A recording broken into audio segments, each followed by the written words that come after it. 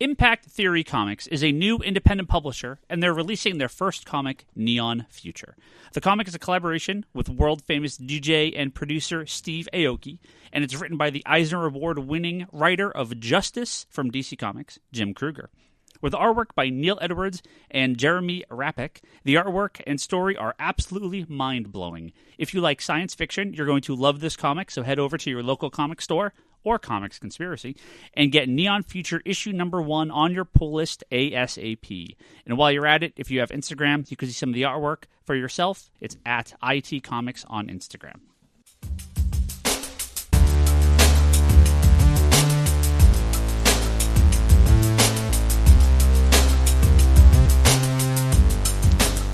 Hello and welcome to the Comic Conspiracy, episode 394 for the week of March 20. Well, it's 25th. We'll say 26th. That's when we would normally be recording. But it's the 25th today, Monday. We're recording a little day early because we have a shit ton of work to do tomorrow. Shit ton of work to do for Detective Comics 1000, a midnight release, mail order. It's going to be a busy day tomorrow. So I figured, let's record Monday. It's just everyone can make it. That's great. So it's myself, Ryan Higgins. Who else is here with me? Brock Sager. Oh, joke. No one else is here. That's all right. It's just me and Brock today. We can pound it out and get it done quick. Kevin was going to be on, but he had a last-minute meeting. Scott said he was going to be here, so he'll show up in an hour and a half. Toby said he'll be here, so he'll show up in 3 hours. Yeah. And Charlie said no, so there you go. Yeah. That's all right. Well, we're going to have a lot more to talk about next week. Post-release Detective Comics 1000. I know we're going to talk all about Batman, so we should have a full house next week. And the week after that, we're going to be talking about Shazam. Yep. And we definitely have a full house already scheduled for that. So, also, pardon me if I am not 100% sounding my normal self. I'm halfway through a cold, so hopefully I can make it through this entire recording, keeping my voice intact. We'll see if it happens. I'm about 50% right now, so we'll see if I make it all the way through. There's a bunch of news to talk about. A lot of news. Emerald City Comic Con was this past weekend. Some stuff got announced there. There's actual comic news to talk about for once. Shocking. But let's start with movies, TV. We tend to always start with those. Well, I have less of this stuff, so let's talk about this. Shazam. This is the appetizer. Shazam on Saturday had its first public screenings. It was a one-day event that ran through Fandango. It did $3.3 million on the Saturday preview show, according to Box Office Mojo, and Aquaman did $2.9 million. And Aquaman, that one was through Amazon. Yeah, similar thing though. Aquaman went on to do $68 million its opening weekend with $334 million domestic box office. So if that Saturday preview show from Shazam is anything to go by. Shazam will probably have a pretty good opening weekend and hopefully do really good at the box office. And the thing that's going to help that the most is going to be the critical reviews and definitely that Rotten Tomatoes score. Oh, Bryce, I know you're listening. You love that Rotten Tomatoes score. It's the only thing you look at. A shocking 93% on Rotten Tomatoes as of right now. That's with 67 reviews. That's not going to, I don't think that's Dark Knight high, but that's got to be second or third highest DC movie ever. Very, very high for a DC movie. I mean, that's high for a Marvel movie. So that's very, very good. All positive reviews. Kind of scrolling through the actual reviews themselves. Not a ton of A's, but there's a lot of 3 out of 5s, 3.5 out of 5s. B plus, A minus, B, which 8 out of 10s, which is fine. I definitely an enjoyable movie, and we'll talk a lot more about it after its public release in a couple weeks here. But that's got to be great for DC, great for all the people involved, the director. Yep. I did talk about it very briefly with Ryan Scott on the Geekbox last night, so if you listen to that, you'll hear because he'll see it eventually, but we did talk a little bit about it, but I was like, we're going to talk much more about it here after it's out publicly, so we'll save that. I'm hopefully getting a chance to see it again before that, so I'm going to be gone. Oh, no, I'm not going to see it till after we record it. Shit. That's fine. I remember enough about it. It's all right. Yeah, I'm like, there's enough to do a decent episode, don't worry. Yeah. But 93%, let me look up, what is Dark Knight? It's great radio. I know. I'm looking up stuff live on the internet. People rated Dark Knight, but like badly. Well, yeah, Dark Knight was 94% on Rotten Tomatoes. So yeah, that's. So what's 6% of people we need to go like? Well, I mean, the like I'm looking at the Shazam reviews. There's the 1 out of 4 review from the Observer is Shazam is as blandly presentational as a market research PowerPoint. Cool. I don't know what movie he saw, so we'll talk about that more in a couple of weeks. Oh, critics. Well, let's talk about a bunch of the big Marvel news from this past week. Comic news, mostly, actually, almost entirely Marvel. What con was this past weekend? Emerald City Comic Con. That was last weekend, wasn't it? Sorry. I say Emerald City? Yeah. I meant C2E2. Yeah, I was like... Not to be confused with WonderCon, which is this weekend. A lot of cons going on right now. Yes. You go this year. You go Emerald, C2E2, and then WonderCon. Just back to back. Forth. Yeah, sorry. We did Emerald City last week. This week is C2E2, and next week will be WonderCon news. So let's do C2E2 news because we had this solicitation text come up. We had some info from Marvel about a couple of their big books coming out. One of them is Absolute Carnage. It's coming in August by Donny Cates and Ryan Stegman. Mm-hmm. There's going to be a Spider-Man Venom one-shot, which is part of the Free Comic Book Day book, and then the full-on Absolute Carnage series. Absolute Carnage encompasses every single character who has ever worn a symbiote and every symbiote that has ever been, going all the way back to when Peter found the black suit. Mm-hmm. From there to Maximum Carnage to Venomized, everything. Everyone's a target. So Carnage is coming back, and I'm sure Carnage will be the focus of the second Venom movie, because with that after credit scene, so when that comes out, probably in a year or two. The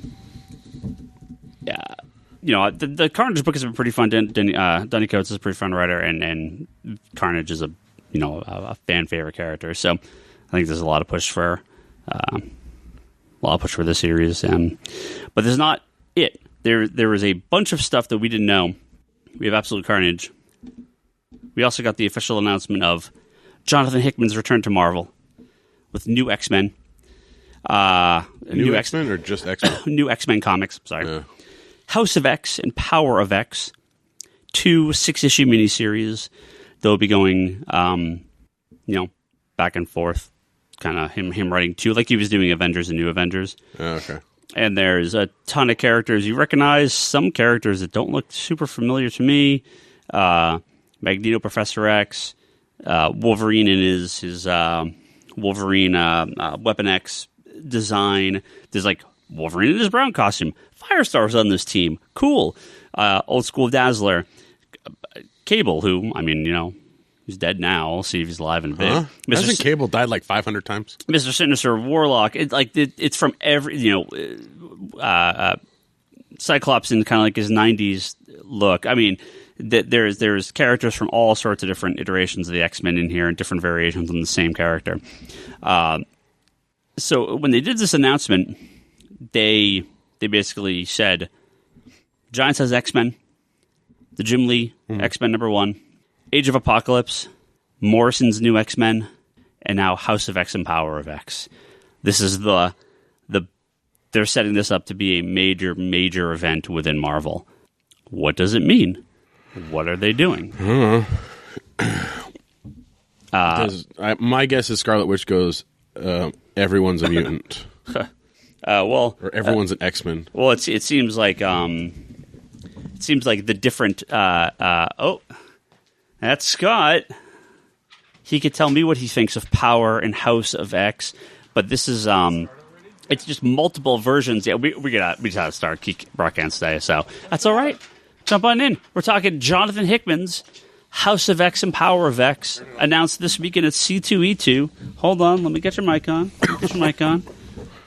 Say something. Make sure you're on. Hello. Yeah, that sounds right. Okay. Did you look at this? Yes. Cool. I'm kind of excited about anything Hickman does. Yeah. It kind of wanders at times, but... Are you excited if it actually comes out, too? If it actually comes out, yeah. But it'll come out. The problem with Hickman... It's going to come out... I'll tell you this. I will see the first issue of that before I see the last issue of Doomsday Clock. You definitely will because it's out in like July or something. It might even finish before Doomsday Clock finishes. Well, That's a stretch. I don't know what the shipping of this Not is. by far, though. I love how you're like, that's impossible. No, it's just a stretch. It's just a stretch. I want to say it's weekly. So never mind. It's Doomsday Clock. So it's two of it's like 1-1-1-1 or 1-1-2-2 in the same month. 3-3-4-4. 5-5-6-6 in the next month. Like I feel like they're going to burn through this. Pretty quick. They separate? Like why is it two separate miniseries? Is it because it's following two separate? One is told in the past and one is told in the present. We don't know. One is told in the future. It very well could be because again they have the same. One is told characters. Professor X is getting a lobotomy. If you look at the promo image, and the image will be our header this week if you haven't seen it, at least you know like a segment of it. It very much looks like different variations of the characters at different points, and so we don't know. We have no idea what the story is going to be here. Comic science.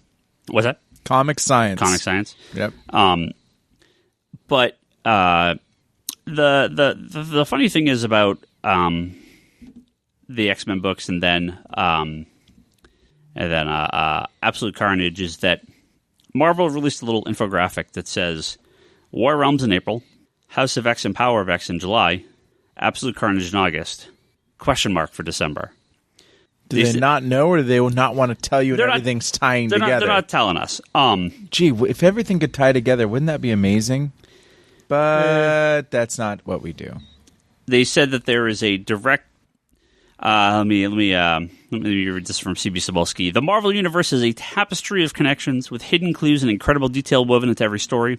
Our new publishing slate highlights the biggest moments of the year for us, and we think you'll all be excited for the next reveal planned this December. I don't think these books are going to necessarily tie into each other, but there is an overall kind of threat that I think is going to sort of weave in the background of these books, and so the thing that I heard, and it was that they were going to start all over with new number ones. I haven't done that before, right? No? Well, probably. Marvel's been on such a hot streak recently. They have a ton of good books out now. Sales, at least personally here, are way up. War Realm seems like it's okay. There's way too much crossover and tie-in bullshit, but it seems like it's going to do well. House of X and Power of X with Hickman back is going to do great, and Absolute Carnage should be an absolute, no pun intended, absolutely huge. So these are going to be some big books for Marvel. It is weird that they go from no events to 4 events pretty quickly, but that's Marvel. So keep a lookout for those. War Realm starts very soon. Hickman's return is in July. Again, fingers crossed. I already posted on the Marvel forum, and I'm like, hey, man, I love Hickman, but I love books that ship on time, too. If he's writing your main... So you hate Doomsday Clock? Look, you and the rest of the trolls, man. You can't Doomsday say Clock that. is its own... It's its own problem? It's its own thing. Doomsday Clock is its own thing. I better hear you say that when this comes out and it doesn't ship on time. It's its own thing. Well, it's not. It's not. That's the problem. They're pandering it as something that's connected, like the big event that's going to rock the Marvel universe. Yeah. Now, if they're doing six issues and each of those are shipping twice a month, then yes, Hickman's already written it. It's already finished, right? They're already way ahead. They have to be because there's just no way this book's going to come out otherwise. So fingers crossed that they're able to get this out. Trust me, the delays in Doomsday Clock, no one's more mad than me. It's annoying, but it is its own thing. And while it's supposed to tie back into the rest of the DC universe, there's no ramifications right now. Yeah, we don't. It still could, but it's not going to hold up stuff if it. Yeah. Oh, maybe it did, but DC got around it. Yeah. This seems to be directly connected to what's going on in the X-Men books and directly connects into Absolute Carnage, into other books. They have to be aware that at least his independent stuff is shipped wildly late. His superhero stuff was always on time for the most part, except for S.H.I.E.L.D. But I don't remember major delays in his stuff. But once he ran through Secret Wars, everything after that was delayed horribly. Mm-hmm. So I don't know what the deal is. But yeah, fingers crossed that they've got this all planned out. We'll see. Kurt Busiek and Alex Ross, 25 years ago, they did a book for Marvel called Marvels. I'm just hoping it can be close to what that was. Just close. Well, they did they're doing a reprint of Marvels right now with like annotations and some background stuff, some sketch work. Kurt Busiek and Alex Ross are going to do a one-shot follow-up from the original creative team of Kurt Busiek and Alex Ross. It takes place after the original story and will be collected in Marvels when they reprint it. So, and Alex Ross is going to fully paint the interior. So, very, very cool. The original Marvels miniseries is easily one of my favorite Marvel comics ever. It's so gorgeous. Some of Alex Ross's best art. I mean, he did that and Kingdom Come just 1, 2, and it's to this day some of the best. Killer. Yeah. It was amazing. Beautiful. I mean, you always got a taste at the beginning of just through the Astro City covers, but then when you did heroes that you knew, yeah, you're like, don't go away, please. Yeah, he did covers and he did a lot of random stuff, but yeah, there's some incredible. I'm very hopeful. Yeah, I'm hopeful that Busiek and Alex Ross still have it on, and I really am curious where it's going to take place because it ends with the death of Gwen Stacy and into the 70s, so they could lead into they could choose any moment in time they want. Yeah, the new X-Men. They could go Wolverine. They can do. Was Wolverine in the 4th issue? I don't remember what else they did. I don't remember a lot of the X-Men in it. The early ones because when they're in the 60s, the original stuff. But I don't remember the new X-Men. They could have been in the 4th issue, but I'm not. It's not coming to me if they were. I mean, they could choose really anything or any timeline. They could choose Secret Invasion. They could choose, what other big event happened? Skrull War and all that good stuff. Yeah, Secret Wars would be really cool if they did like their own take on that. That'd be really neat. In a similar fashion, Mark Waid, very big creator, coming back to do some more work at Marvel. Oh no, he's still working. He's been doing Doctor Strange. And Javier Rodriguez and Alvaro Lopez, they're going to be doing a new take on the history of the Marvel Universe. It's a 6-issue miniseries that will kind of recap and streamline everything that's gone on from the start of the Marvel Universe to now. I'm sure they'll pick their favorite parts and kind of have some fun with it. I know they showed some covers. One of them, of course, is Galactus, and it looks like it's going to be pretty cool. And Mark Waid, if there's a guy that's better suited to do this than Mark Waid, I don't know. He's got such a great just mind for the history of comics and the history of Marvel, and I think he's definitely going to do a great job on this. So, Marvel's 80th anniversary is this year. They've been cranking out the stuff from doing new takes on old characters they haven't dealt with in 50, 60 years. A lot of crazy amount of graphic novels or reprinting some of their best collections, going full force on the epic collections, reprinting a ton of omnibuses, lots of specials like this, variant covers. Marvel's not slowing down as we get into the middle of their 80th anniversary. So there's a lot of good stuff to look forward to. And finally, our last little bit of news from C2E2. Axel Alonso and Bill Jemas, formerly of a bunch of random crap, but comic people will know him from the late 90s Marvel Knights kind of relaunch of Marvel and when he was the new president of Marvel. They have, and Axel Alonso, of course, being the ousted Marvel EIC from a couple years ago during the worst of the shit from into Legacy and everything. Marvel publishing was not doing so great. Good, but not as good as they are now and not as good as they should have been doing. They have created a new comic company called Artists, Writers, and Artisans, also known as AWA, a New York-based publisher of comic books. The American Wrestling Alliance. They're going to get sued. The AWA did exist as a territory mostly run by Vern Gagne back in the 80s and probably 70s and 80s. Are they still around? You could see it on Channel 36 back in the day when there was no remotes. Nice. But that's where Hulk Hogan started. Nice. Yeah. But not the AWA we're talking about. No. Now, their first set of books are American Ronin by Peter Milligan and ACO, who's done some amazing... ACO, I don't know how you're supposed to pronounce his name. Artwork's good. Great artwork. Yeah. Right. Fantastic I'm interested. artwork. Fight Girls, which is by Frank Cho, written and drawn by Frank Cho. See, into that. Bad Mother by Christina no. Faust, with covers by Tim Bradstreet, which is always good to see Tim Bradstreet doing more stuff. Archangel 8 by Michael Morrissey and Jeff Deckel.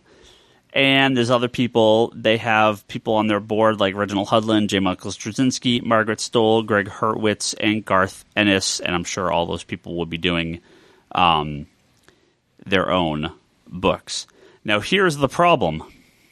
Man, does this look like shit. This looks like the most just factory-made, soulless, shoving out shitty comics to try to score a movie deal. The covers, even by good artists, are bad. Like the Fight Girls one? That just looks like everything else Frank Cho has done. He's done a ton of Right. covers with that exact same style. They just look... Bad Mother looking at the art, just in the article. Yeah, I mean, Tim Bradstreet's great. How do you have a... I mean, I guess it's okay, but... Archangel 8 looked pretty good. It just looks like every shitty, deep in the back half of previews book that everyone publishes. These just feel like just super schlocky, just farmed out books, and they Archangel looks like the Punisher Angel stuff that never died. Yeah, Bill Jemas must have I don't know, that dude can talk money out of people, because it's another fucking company that he's going to set up and drive into the ground and auction off for parts, and they were able to make some money. Toby's here. Hello. What's happening? Hola, ¿cómo estás? You gotta turn the mic on. Full brought his food here. All right, what number are you? You're number 5. Actually, turn your mic on. I won't pull a... His mic's on. I won't pull a I turned it on. Kevin Sharp. So I really wonder if this company's going to do anything. I mean, they have good creators, but they just look cheap. Some of them look deep. I mean, look at I don't think, are these full mock-up artworks of the covers that they're soliciting, or is this just... This is Frank Cho. Yes, that's Frank Cho. He's doing... Is he just doing covers? No, he's doing a new comic book and in AWA, which is a new publisher. All these A's. It just American Ronin. It just looks weird. I don't know what they're thinking with this. Well, I don't know about the Bad Mother thing. I think that's going to be their super hit.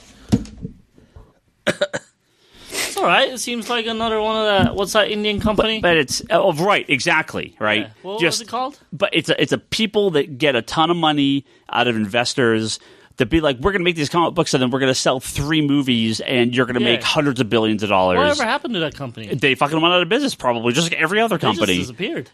They all do. But did they have any art? Did they have any? How about that Italian company? Yeah, or the South American CC. Yeah, I know what you're talking about. Gone. Just disappeared. Just gone. That art was pretty good, though. Just gone. Yeah. All these companies feel they're just there to... I feel like they come with a big splash. But So for me, it doesn't seem like... Okay, so when Image did it originally, they were all in. The creators were all in. Yeah, but the cross-gen was all in. And well, cross-gen was a little different. Yeah, but it was different. They were actually not bad. Again, cross-gen was deep pockets, buying contracts for people, moving them. They were buying contracts to get creators, and eventually they just ran out of money. Or what happened to them? Yeah, they sold themselves to Disney for a penny on the dollar. Well, but the difference between these and maybe this one and maybe some of the other ones, like Image was not deep pockets paying them to do whatever. No, they had nothing, but they had the talent and the talent. So. Yeah. If this company was not made by J. Michaels, or this company was not made by Frank Cho and Tim Bradstreet. This company was made by financiers who want to flip this company to make hundreds of millions of dollars in movie rights, movie rights, TV rights. Right? They want go to Netflix. They want to sell it to Hulu. They want to sell it to iTunes, to Apple. Right? Exactly. That's all it is. Right. That's all it is.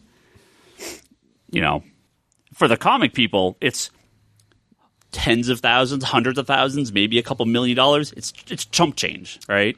To the investors, their reward on a successful series of TV shows is millions and hundreds of millions of dollars or movies. So to them, it's like, yeah, sure, we'll throw a few $1 million at this random thing. Disrespecting the comic book people. Bill Jemas and Axel Alonso make their million. Yeah. They peace out. Company folds. Right. Yeah. All right. Lame. Creators get their books back. I mean, look at Mark Miller. I mean, God bless Mark Miller for at least giving all the artists that he works with, 50% royalties. He made every single artist he works with a multimillionaire overnight when he signed with Netflix. But Mark Miller also went all in himself. I mean, that was his company. It was not. Yeah. I mean, again, I feel like it's more genuine, or it's. I mean, I'm willing to buy in a little bit more, and I feel like the creators are better when it's their skin in the game. There is little difference, however. I mean, Mark Miller did this to make a shitload of money, and he did, but at least I think he respects the comic book medium at least a little bit. That's more than these guys. Yeah. Because I think these guys are flat out disrespect. I don't know anything about it. I just came in mid-conversation in. But from what I see, I feel like, they don't care two shits about people. This company will be gone in 5 years. I feel like that's disrespectful to the buyers. Yeah. Well, I think Mark Millar had been doing it kind of one thing at a time before. When he started, this is kind of him just saying, well, if I'm just going to be turning this into a machine, then I'll just do it full bore. Yeah. Well, when he made Miller World, I mean, his goal from day one was to be like a multimedia company and to do all this other stuff. So it makes sense that that's what he ended up doing. But I mean, that's his ambition. I don't blame him for trying to do that. Yeah. Like, that was his end goal from the beginning. Yeah. Right? So sure. And like I said, with his original properties, at least. Right. Yeah. At least he is also the head of it, the writer. He did this all on his own. He got all his art friends. They all get 50%. It's a good deal. He made these guys multimillionaires overnight, which is awesome. Yeah, because he didn't. I mean, he probably had some backers, but he didn't. I mean, with his credibility, he didn't. Yeah, not much. I don't think much. I think he had his own little stash and he invested in himself. Yeah, where these guys, I mean, he made some money and he decided instead of go spending it, he's going to just go all in on himself. Yeah, I can respect that. Yeah. Even though you hate him. Well, I have problems with him personally, and a little bit of the business end of it, because it is a little cheap. That he's like, I could just crop out these comic books and sell everything to Netflix, but again, at least it's when Netflix comes to you and goes, "We would like to buy a lot of your properties." Well, and he says, "Well, how about all of them?" Yeah, they bought the company. And they're like, "Sure." If somebody said, "Hey, I'd like to come in and buy some comic books," and you said, "Okay," and they said, "Well, we'd like to buy all of them for a really, really good price," you'd be like, "Yeah, sure." Yeah, now I'm going to Disney. But I didn't open this store. Absolutely, you would. But I didn't open this store or purchase this store with the intention of to make money. No, to make money is one thing. What do you say? With the intention of selling out, though, that's the problem. All right. If he was selling out and didn't care about comic books, why would he still publish comic books now? Because he had to have to keep making content, because they're going to keep. Well, but then why wouldn't Magic Order just be a pilot instead of a comic book? They are. I mean, it's easier to make a comic book. There's your script. There's your. Yeah, but if he didn't care about comic books anymore, they're still profitable. They're still profitable.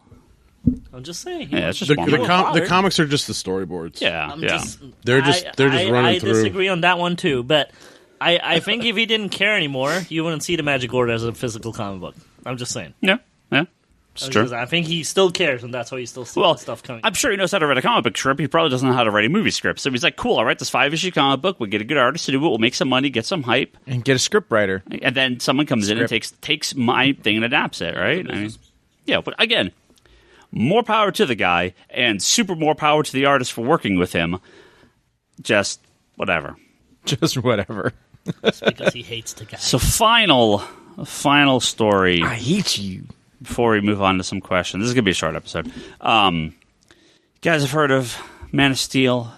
Oh god, Batman v Superman: Dawn of Justice, and of course Justice League by Zack Snyder, director Zack Snyder, writer, director, producer Zack Snyder. Well, there's been a big push away from him recently in the movies with Aquaman, Shazam, Wonder Woman, and going forward, he's not really involved in any of the movies anymore. There was a big the Director's Cut panel at the Art Center College of Design. Now, he's done a lot of these toxicologists. You went to one of them. I got to see him here at San Jose State. Yeah. How was it? Yeah, you had a boner because he was talking about Superman and shit. He actually wasn't really. He was talking about 300 and Watchmen mostly. Oh, really? Yeah. He didn't talk about the DC stuff at all. Huh? It was right after. And Justice League was like, what was it? It just came out or was just about to come out. So yeah, I think it was just about to come out. But now we've had a couple of years of hashtag release the Snyder Cut, and all these crazy fans that want this mythical cut of Justice League to be released that doesn't exist. I'm gonna just shout it out because I read this too, and I was like, all right, well, gritty, dirty Zack Snyder. Yeah, so someone asked him, what the fuck happened? And so we had a big talk about what he wanted to do with Justice League, about the nightmare sequence that was in Batman v Superman. I'll kind of jump around here from some of the quotes. He says, "We would end up in the distant future where Darkseid has taken over Earth and Superman has succumbed to the anti-life equation. There were a few members of the Justice League that survived to that world, and they were fighting. Batman and a broken half of Cyborg. There was only half of him because of what happened. They were working on an equation to jump back to tell Bruce. Those were the things we were dealing with. In the studio, they were still into that big look, but the deep depth about how and why and everyone was mad at each other." So this is about the scene where Flash comes back in time, and Batman v Superman, and is talking about Lois being the key and blah, blah, blah. So this is all stuff that was supposed to be, Justice League and then Justice League 2. They were going to do them back to back. Lois, it's not in the movie, so this is something that was cut. She says, "I was right here, and Barry Allen came to me and said Lois Lane is the key." And Wonder Woman goes, "She is the Superman. Every heart has one. I think it's something more, something darker." And so they were talking about if Lois died, would Superman succumb to the anti-life equation? So then so that was apparently in Justice League, supposed to be in Justice League 1, and then I'm assuming he either gets taken over by Darkseid or something at the end of Justice League 1. Obviously, this is I'm guessing he wouldn't have died in BVS? No, he was still dead, but he comes back. Lois then is... So, Darkseid kills Lois Lane. Is what Zack Snyder was going to kill Lois Lane. Yeah. So that we get an angry Superman? And so Superman succumbs to the anti-life. So he's kind of giving out the plot what was going to happen. Yeah. Superman succumbs to the anti-life equation. The future's all fucked up. We then see the full sequence of that Nightmare Batman scene, right, where he's fighting all the parademons and everything.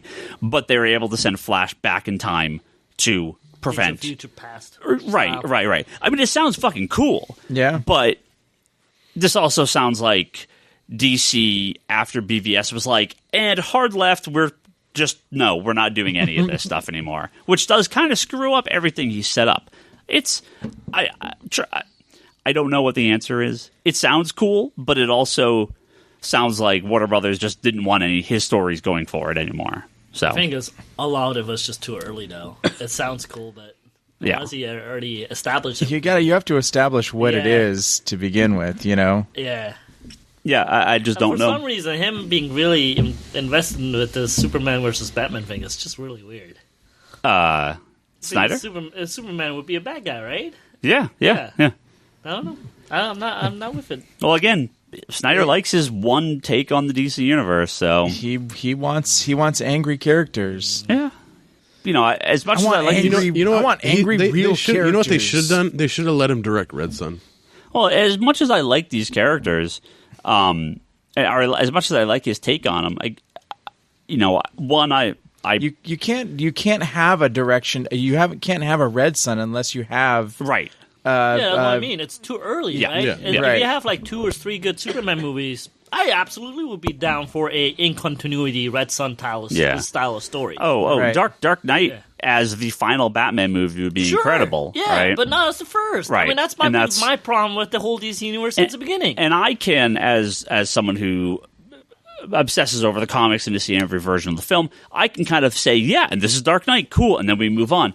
But audiences seem to be stuck in, like, no, this is its own thing. This is the only Batman I know, right? So, like, I think I can just look at it. I feel most of us can look at it differently, but everyone's going to have their own take on what they want. But I think they definitely decided, hey, we shouldn't start here. Let's start somewhere else. And if you look at Aquaman and Wonder Woman and definitely Shazam, they definitely feel more crowd pleasing for the most part. So, well, it seems like the Snyder had just a lot of big ideas, and like Toby said, like was rushing to get them out when it's something that you want to develop and let simmer and like build up to this this really big thing. Like invest in these characters, like. If they killed Lois in Justice League, it's like you got Lois in 3 movies, and then like she was barely in, and she was, like, and she wasn't in Justice League hardly at all. So it's like, all right, you want to kill a character after not really giving people too much of the character? Yeah. But again, it was supposed to be. Lie, some of these ideas are actually kind of cool. Just not as the first thing. Yeah. Not normal, so I'm not going to understand any of this shit. No, everybody knows who Superman is. You're not going to throw out. They're going to be like, you're not going to throw out Hyperion. Yeah, normals are going to complain. Yeah.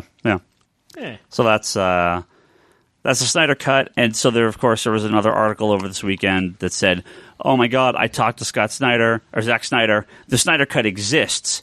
And then once again, no, it doesn't. So please, for the love of God, this movie doesn't exist. It'll never exist. And it was never filmed. It can't exist if it wasn't filmed. If it wasn't made, people. They didn't film like half his script. Yep. Zack, Joss Whedon came in to finish up the movie and redid a bunch of stuff.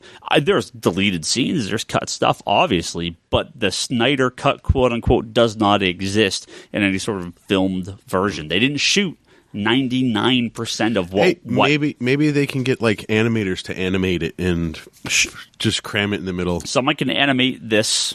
They could do a group animation project where everyone animates 5 seconds of it, and they can throw it online like that Shrek animated thing they did in Star Wars and all those. You see that? Where people go through and fans remake movies like 5 seconds at a time. No.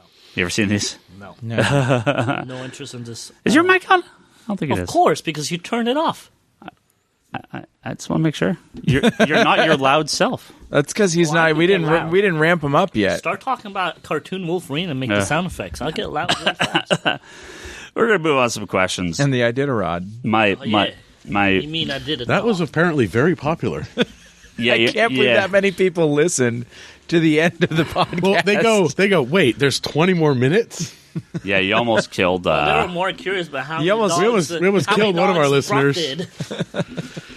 Yeah, you definitely almost killed some people there.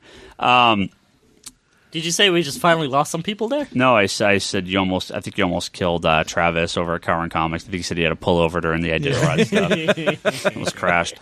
You're welcome. RJ Palmer, the artist, the amazing artist. Ray Palmer? Close. The amazing artist behind... The Atom? Huh? The amazing artist behind all the character concept artwork in Detective Pikachu. Not all, sorry. Some of the character concept artwork in Detective Pikachu. Some of the original stuff? He did, yep. Realistic and they hired him? Yep, the realistic Pokemon guy. Yeah. He's working at Ubisoft. He actually was on the Geekbox forever ago. Oh, was he? Nice. Yeah. So he has a question here. And RJ, if you're listening... When Detective Pikachu comes out, he has a question for us? Yeah, I want you down. He was on the Geekbox? Yeah, years ago. He's got smarter people to ask questions to. Why are you asking us? I want to get you back down here so we can talk to Detective Pikachu when that comes out. I'm fucking hell looking forward to Detective There are Pikachu. There are Pokemon comic books. It counts. He said, would it be possible for all of you to say your ages? Every now and again, one of you guys makes a reference I have little context for, and my mental picture of the age brackets old fucking fall apart. We are old. You are not. I will absolutely tell you my age. No! Because it is He's gonna 39. fucking lie. You were almost 40? It is 39. Really? So are we going ziplining when you're 40? 39. I thought you were younger than that. Can we go ziplining when you're 40? That means Brock's 39. What are you doing next week? Yeah, I'm 39. What do you mean? My birthday is next week. Yeah, his birthday's next That's week. when you're 40? So I am very excited to say I am 39 as many times as I possibly can next week. Wait, you're turning 40 next week? I'm Sliding 30. in the rain? We get you a Batman costume. I'm 39. I'm 39. Brock is also 39. yes. We're the same age. Yes. You're 30. My birthday's not until August. Toby's a pup. Wait, what year is this? Oh, Jesus. What year is this? 2019. 38. Are you 38? Okay. Yeah. Yeah. I thought you were a year or two younger, but I wasn't sure if you're. Well, a year younger. But okay. I'm going to be 39 this year. Right. You're going to be 39. Oh, no, I'm not. No. And I'm not the oldest that's on. I think Kevin's got you by a couple Kevin's years. got me. Oh, yeah. He's got me by some years. Yeah. I don't think Kevin's 50. I don't actually know how old Kevin is. I didn't ask. We'll find out next Scott, time. how And old are Charlie, you? I'm 47. Charlie. What the? Charlie is also 39. Toby's on the phone. Is he? Charlie's also 39. He's the same age as you me. guys. Yeah, and Marshall is also 39. Yeah. And Shocker. someone else is also 39. Hi. Hello, I'm waving to someone on the phone. So there you go. RJ, good luck on Detective Pikachu. I'm really looking forward to that. I'm in line. It looks amazing. Yeah, apparently Ryan also wants you to get him into a red us carpet. into a screening? I'm Can we be his special plus 18? Yeah, can we get pluses on this one? I'm excited for Endgame, obviously. I'm really excited for Detective Pikachu. You know how excited he is for Detective Pikachu? He said he would steal my child and take him to. Oh yeah, so it's totally not odd. It's like me and Leanne will just go to Detective Pikachu by ourselves. I was like, if I steal Brock's kid, it'll be a little bit more acceptable, probably. Well, I have lots of children. Hell no, Detective Pikachu is going to be a ton of adults going to see that movie. It's from Alex. He asked a question for Charlie. We're not here, so we'll answer for Charlie. If we can. Do you prefer Absolute Edition or omnibuses? Omnibuses. If I could, I would change all the omnibuses in the world into absolutes and be dirt poor, but we would totally worth it. Do you think? I think Charlie likes the omnibus. I think so. The absolutes are a little bit bigger. Yeah. But taller. They're taller. They're taller, slipcase. There's not as much in them. Super annoying to super store. Annoying. Put them in the fucking IKEA bookshelf. Yeah, there's just to not make it work as with a lot of books. much in there. Omnibuses are just massive. Yeah. And really, at the end of the day, they're the same price. I mean, in Absolute and omnibuses, omnibuses are Epic Collections are the best. Absolute, huh? End of the day, Epic Collections are the best. Yeah. Especially that X-Men 4 is going to be really good. Yeah, I'm looking forward to that. A lot of the absolutes are actually cheaper than omnibuses at this point.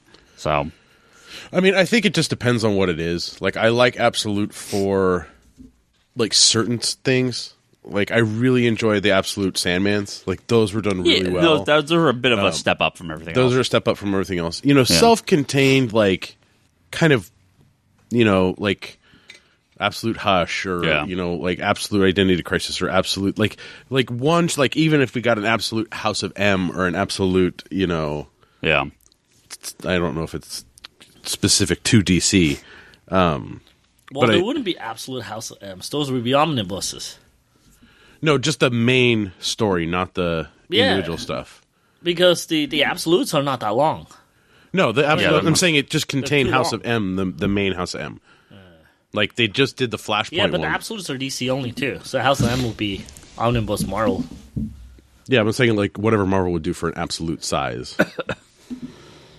Yeah, they've done. Marvel's done the what do they call them? The like the King Kirby size and they've done those like the Adamantium collection and where they're like these gigantic oversized books. Those are a bit too much. It's just a storage issue, and that's just the lack of being able to store them anywhere with anything that's. I can't lift them. I'm physically too weak to like enjoy the books. I mean, I could throw them at someone, but to read for like say 45 minutes at a time to lift that damn book. You have to buy a podium. No. Yeah, that's why you get one of those. That's meant for. You have to go to an antique store. No. Get one of those sweet antique podiums where they put all those old giant books on. Yeah. What do you read? Did you get religious? Yeah, the Marvel religion. Here, Iron Man kills. Blah blah blah. Here's my adamantium.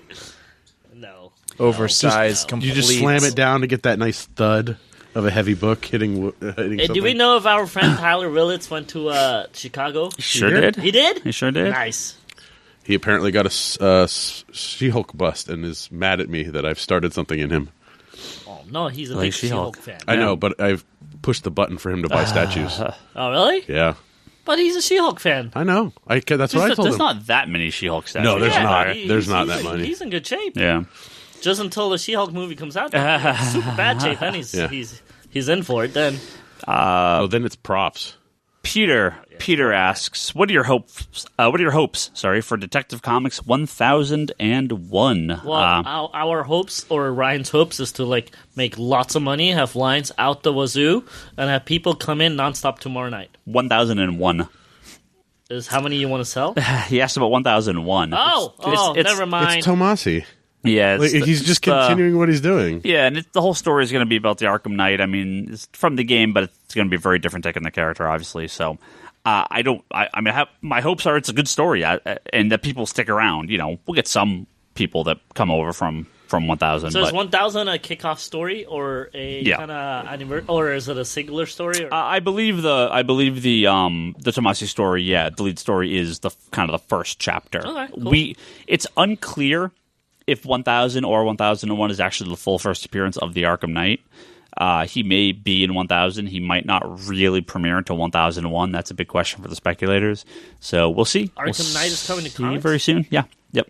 Jason Todd? Well, again, a character named Arkham Knight. It's clearly not going to be Jason Todd. So. Finally turned evil.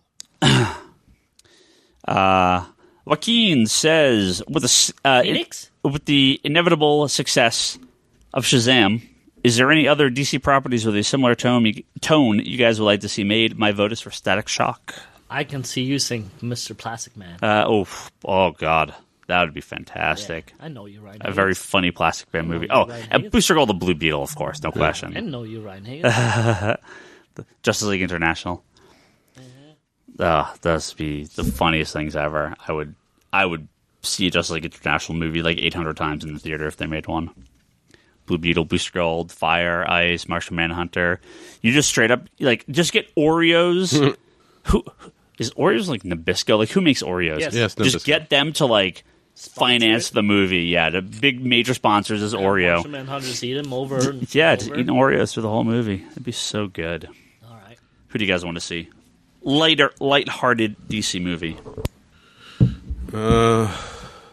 The Challengers of the Unknown. No, that's just weird. That's just too weird. Like the Teen Titans Go version.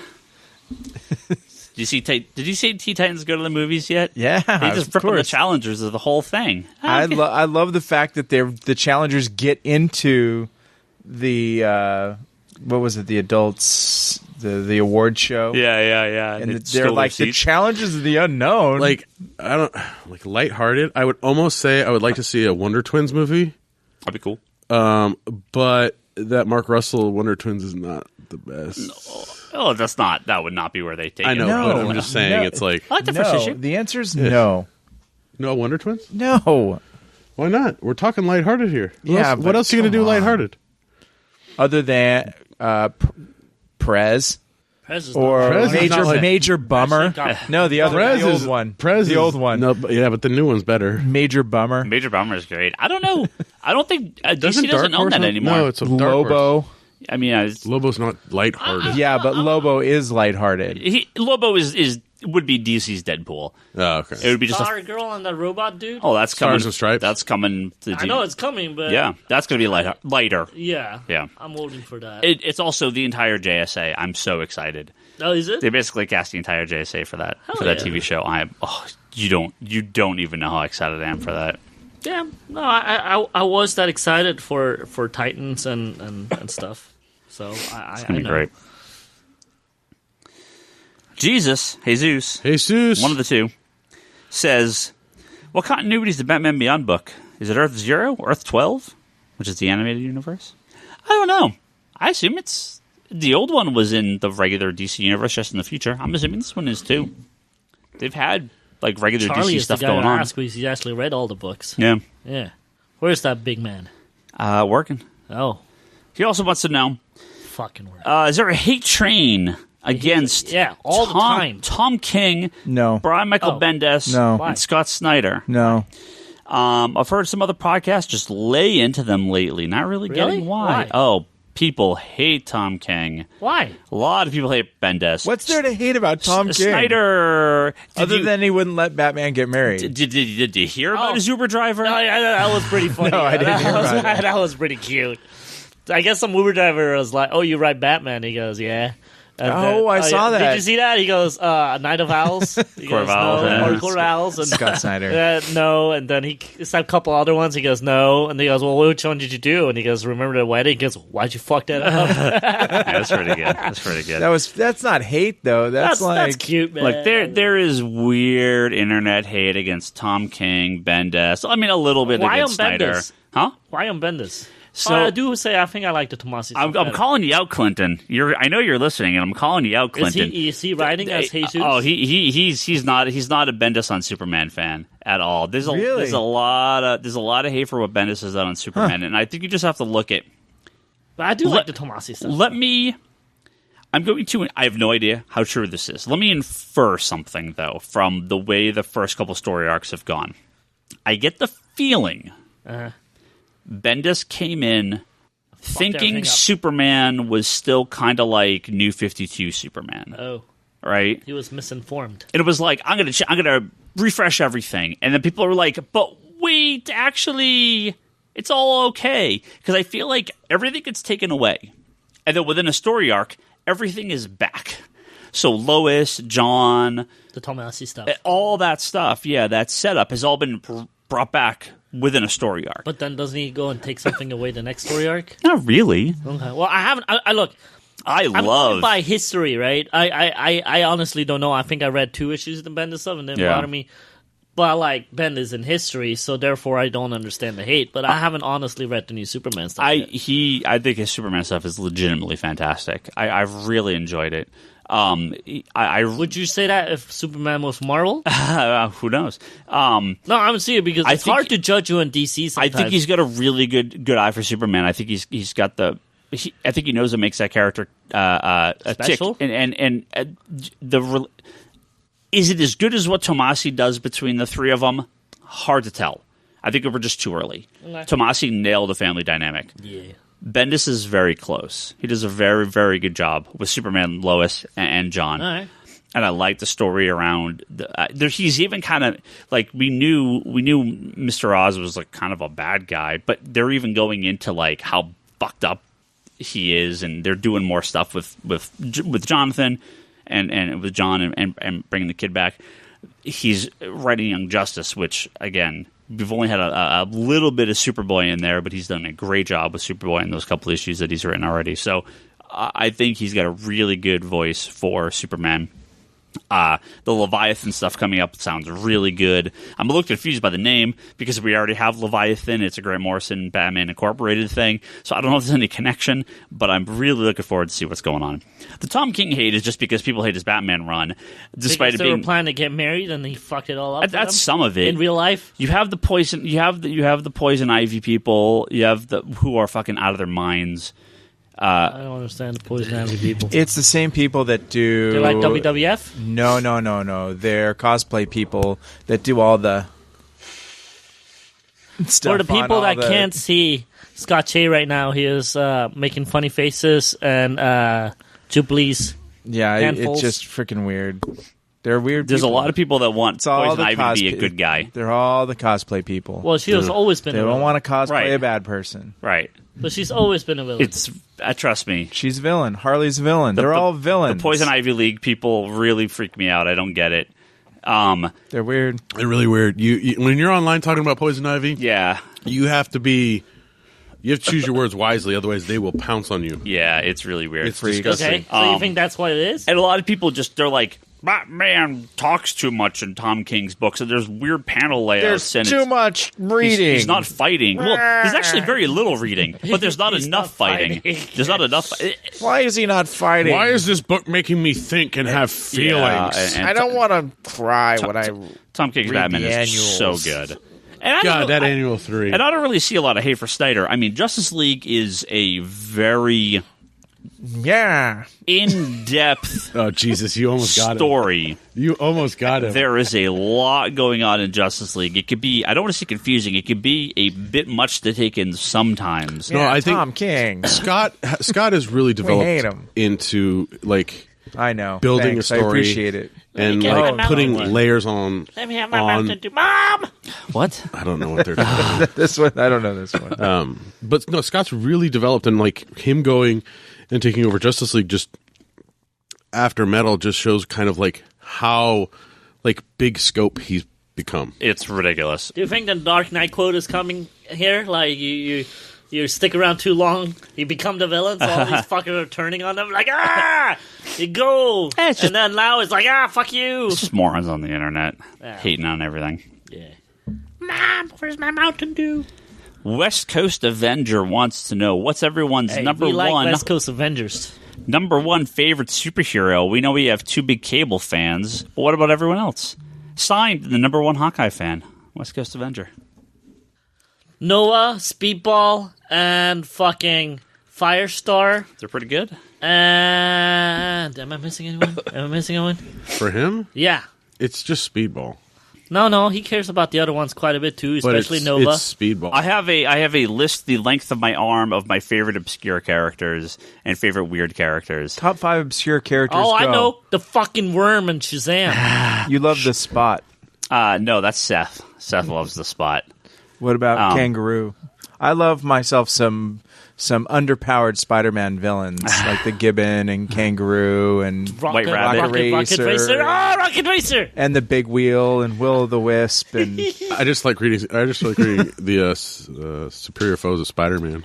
But, you know, major characters is Flash. Major characters is Flash. Wait, I forgot. I did know I forgot one. That over Speedball and over Nova. What? Favorite character? I said like major characters. So like for me, it would be Flash. Harley. Yeah.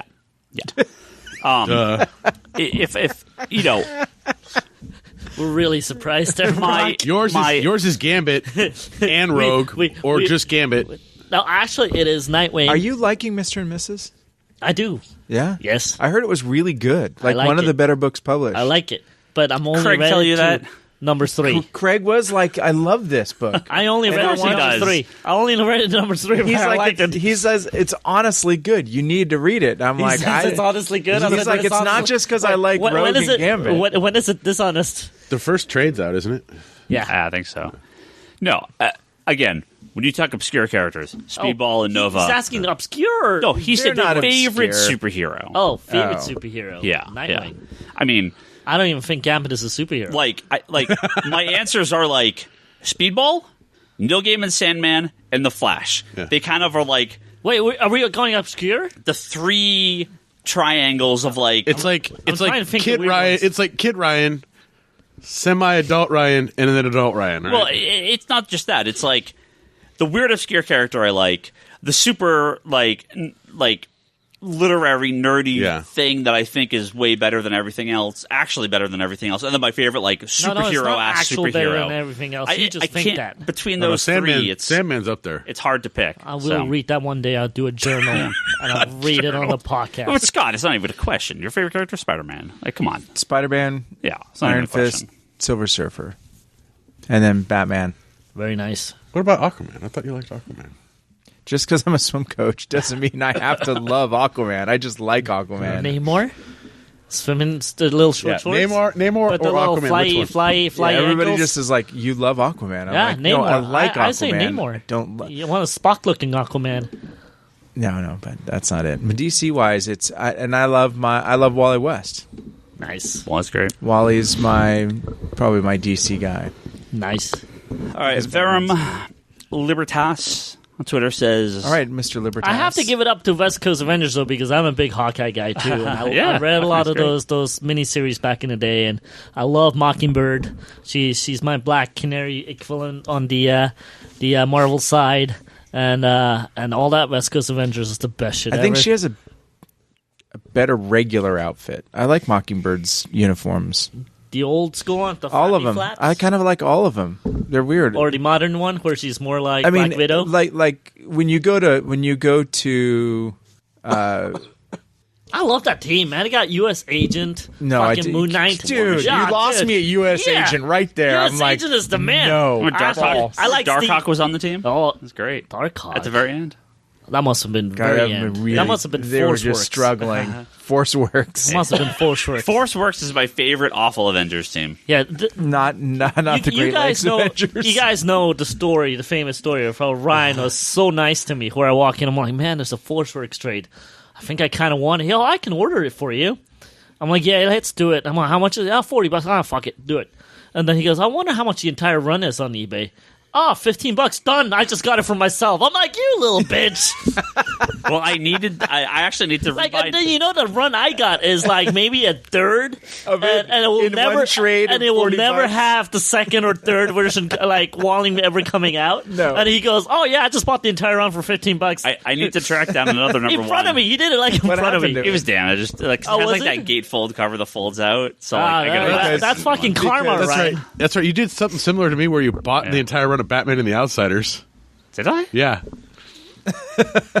I think I do have Batman in the Outsiders. Like the first one. In front of us is one thing, but if you start doing that in front of customers, it's a bad business decision. Just where you're like, this trade, let me see if I could get the entire. Oh yeah, I just got it for a fraction of the price.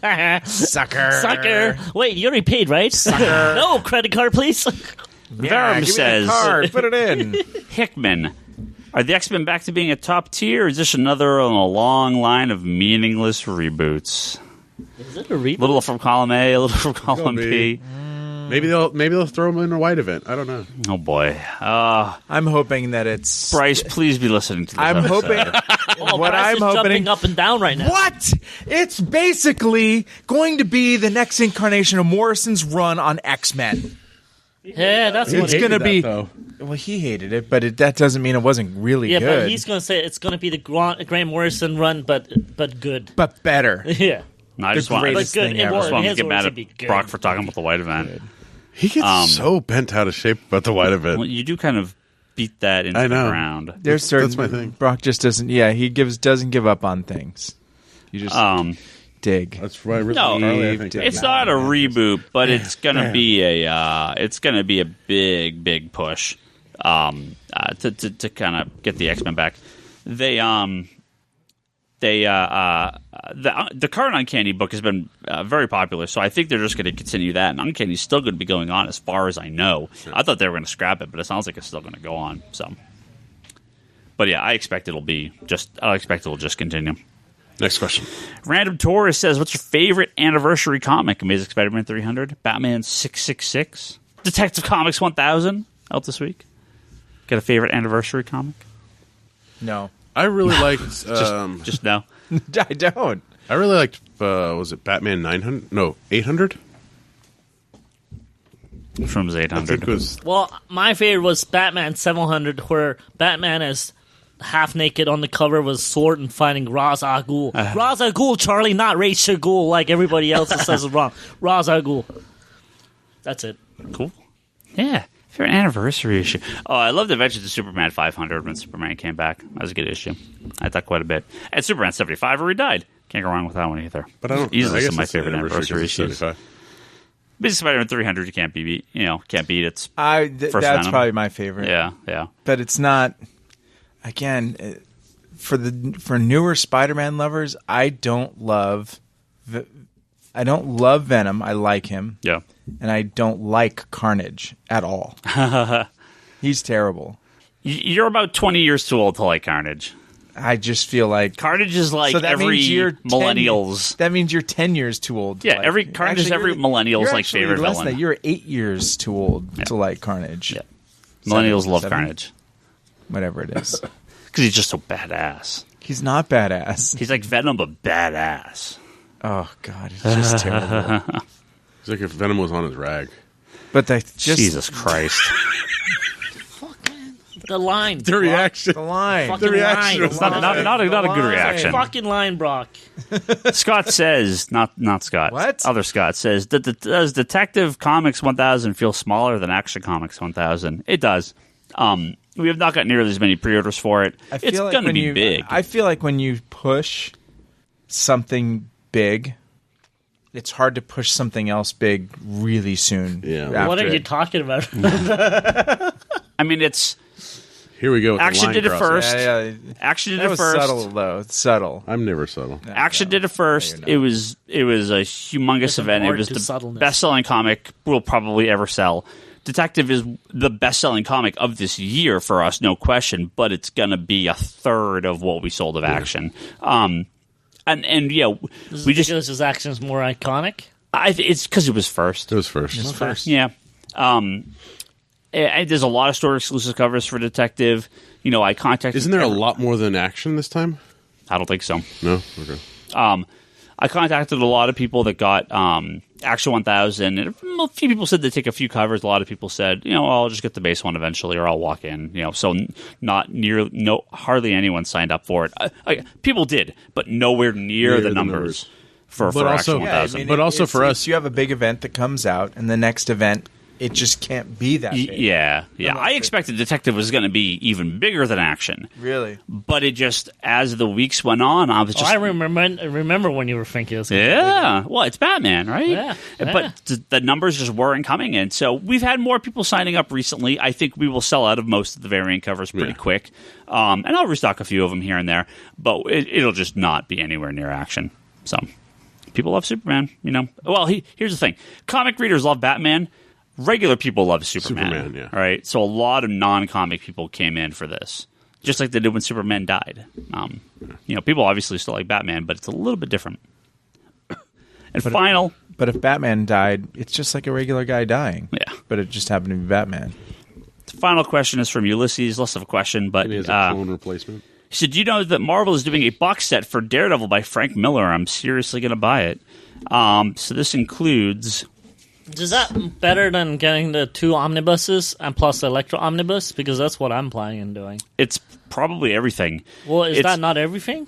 So it's a box set of trade paperbacks. Yes, that's a problem. That has Daredevil Marked for Death, Daredevil Gang War, Last Hand, Born Again, Elektra Lives Again, Elektra Assassin, Daredevil Man Without Fear, and then a Frank Miller companion book that collects other stuff. Actually, here, let me tell you exactly what it collects.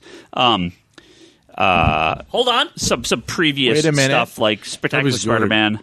He's going to grab the... He's running through the store like a child.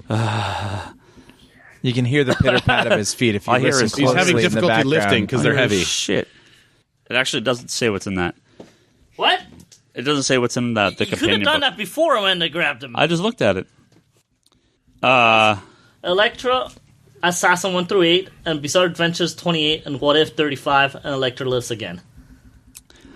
That is all in the Elektra Lives Again book. Yep. Okay. And Elektra Assassin. Yep. And then this Man Without Fear one is collecting Peter Parker, the Spectacular Spider-Man 27 to 28. Yep.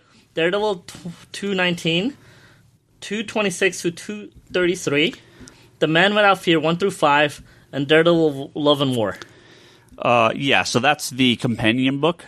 So the same as this. What book is that? The companion book, probably. Yeah, so that's it. That collects like the random stuff. Yeah, that's a companion. So in this, it's in chronological order, and that it's sort of all of the weird stuff shoved to the end. Okay. Yeah. And then this mighty thing, which is the bulk, is Daredevil 158 to 161. Yep. 163 to 191. 80, 81. Yep. And What If 28. That's the one. Did one of them collect Daredevil? Yeah, the other one collected the later Daredevil stuff. I think that's... So there's more in this box set. So the companion...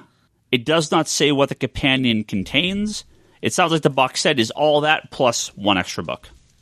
All of this? All that plus one extra book. One single issue? No, it does not. Kick someone's ass. It does not say what the companion trade collects. And it also comes with a poster. So you look at the first one, which is when Miller started at Daredevil 158, and it has Daredevil 158 through 61, and then 63 through 91. And you're like, what's that one issue? Yeah. Well, back when comics used to be on top of things, when there was a delay in publishing... They would just put in a fill-in issue that was not a Frank Miller issue. Yeah. And the cover is like Daredevil fighting a cheetah, like a cheetah, a cheetah. And it's just, it looks when you look at all the artwork for all the covers, and this one just sticks out like a sore thumb. Obviously, not in the Frank Miller Compendium runs, the box set. No. So you get one extra trade in that box set. I believe that companion trade collects stuff, but it does not say what's in there. At least not part of the solicitation text. So you have to wait until tell you what's in there. Oh, those are probably better volumes. The hardcovers. I don't know. They've gone in and out of print. Yeah, this is like the second or third printing. And the how much is that box set? It doesn't. I don't think it says. The box set's going to be soft covers though, right? So yeah, but I've been really thinking about getting these. They're really nice. Yeah. I had the old Frank Miller Daredevil ones, but I'm converting everything over to Epic Collections right now, so I'm sure they will eventually be in Epic Collections if you want to get those. I probably will. Get those too. Did you have that Mary stuff though? Typhoid Mary. Yeah. Typhoid Mary is scary. Scott's out. Well, we are almost out as well. That was the final question for the night. Scott, go have dinner. Toby. Yeah. Would like you to tell them what your plans are, minute by minute plans for the next Comic-Con you go to. Next Comic-Con? Yeah, because I'm really bummed I'm going to miss it. Are you meaning the WonderCon next weekend? You're going to that? Yeah, fuck yeah. Isn't it this weekend? When do you leave? Thursday or Friday. Let's go. Give me a ticket. I could have gotten you a ticket. I literally could have actually signed you up for free. What? Yeah. And you didn't tell me about this? I could have done it. I got frequent flyer miles to fly down. I got free rental car days to use. I got hotel days I could use. It's too late now, I think, but I could legitimately sign you up easily. Don't look at me. You're the one that dropped the ball. I'm going to grab your beard if you don't be quiet. Oh, I want to see that. Can you do that? No, did you... Why are you telling me now? I could legitimately sign you up for that one easily without a problem. I know, it's not like Comic-Con where it's much harder. A lot harder on Comic-Con. Yeah. But at Comic-Con I could sign you up. I didn't even know it was this weekend. I was holding the spot for you. Didn't even know it was this weekend. Great radio here. Yeah, it is this weekend. You leave Thursday, in 3 days. I don't have a fucking hotel yet, but I'm leaving this Thursday. Have fun, man. Yeah, well, I will. The 100 is my priority, and then a bunch of comic book shit. Let's go sleep in the Haunted Mansion. Get me in.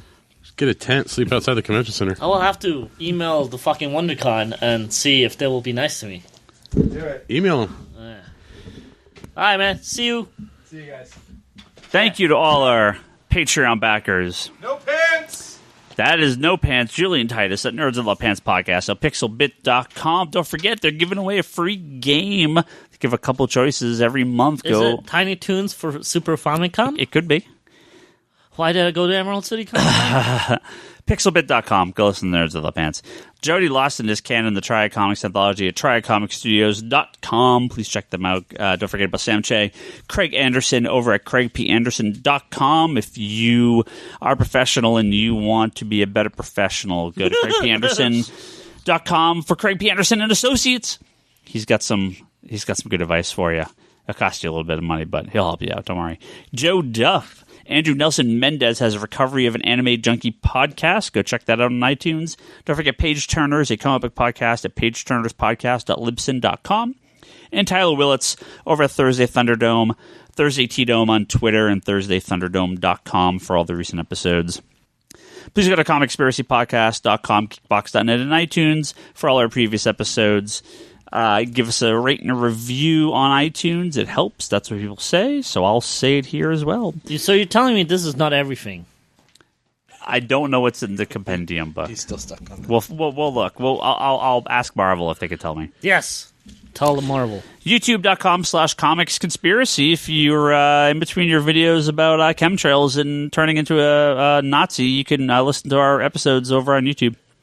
The Comicspiracy at geekbox.net is where you can send us some long-form email. We'll get to that one day. Patreon.com/comicconspiracy if you'd like to hear your name at the beginning of this podcast. Like our friends at Impact Theory Comics. At the end of this podcast, like our friends Julian Titus, Jody Lawson, Sam Shea, Craig Anderson, Joe Duff, Andrew Nelson, Mendez, Page Turners, and Tyler Willits. Wait, are you doing a monthly right now? No. The Neon Future comes out tomorrow. It does. It's very soon. Wednesday. Yeah, we actually got more orders than I ordered. We got a bunch of last-minute orders for it, so I already got a reorder in I'll keep reordering them as long as we get people ask for them. Nice. So sorry, shelf copies already gone. Love the hub.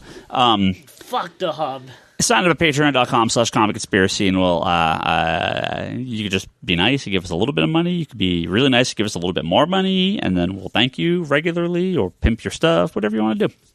Digital.comicsconspiracy.biz, lots of crazy sales. There was a buy one, get one free going on Marvel, and that buy one, get one free included their ridiculous sale prices on Marvel stuff, so you could have got stuff for like 10%. I didn't even look. It's nuts.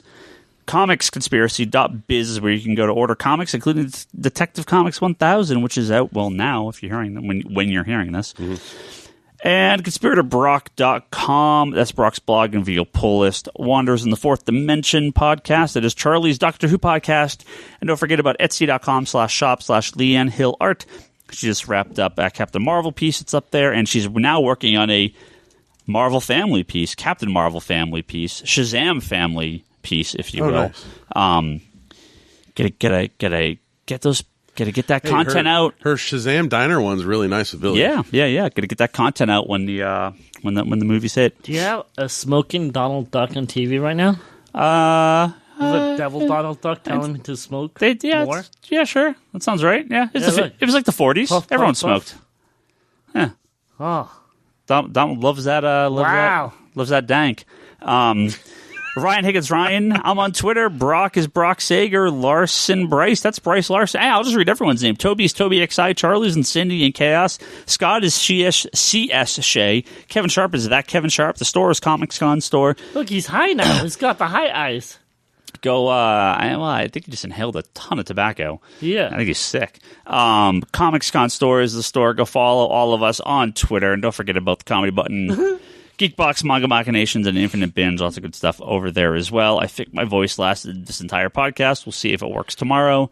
We'll be back next week for Captain our Marvel talk. Detective Comics 1000 talk. I thought next week is Captain Marvel. Captain Marvel's out till the end of next week. So the following week, the week after, the Tuesday after the movie's out, Captain Marvel talk. We will do our Shazam talk. Correct. So we have big plans for the next couple weeks. We will.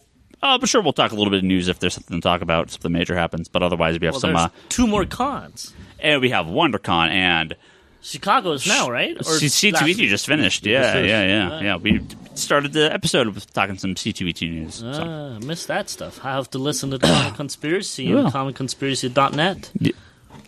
Close. Biz. Comicsconspiracy.biz. That's the store. Comic Conspiracy. Wait, what is it? The Geekbox.net. Yeah, comicconspiracypodcast.com. That's the podcast one. There you go. There's actually a .com. There is. It's .biz. Is it the Comic Conspiracy or Comic Conspiracy Podcast? It's comicsconspiracy.biz and comicconspiracypodcast.com. Yeah. .com. Okay, we'll catch you guys.